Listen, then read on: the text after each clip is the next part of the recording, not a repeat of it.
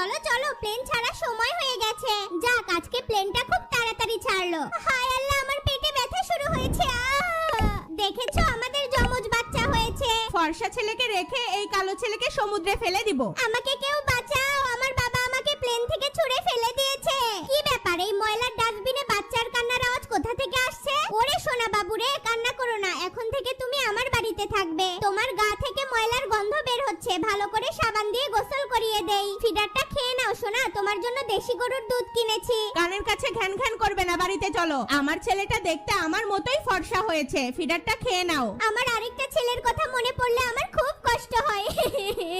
তোর এই কালো ছেলের জন্য আরেকবার কান্না করলে তোকে বাড়ি থেকে বের করে দিব। টমি যাও, তাড়াতাড়ি স্কুলে যাও বাবা। ওরে, আমি স্কুলে চলে এসেছি। তুই তো দেখতে একবারে পাতিলের তলির মতো কালো। মা, আমি কালো বলে আমাকে নিয়ে বন্ধুরা হাসাহাসি করে। মন খারাপ করলে চলবে না, তোমাকে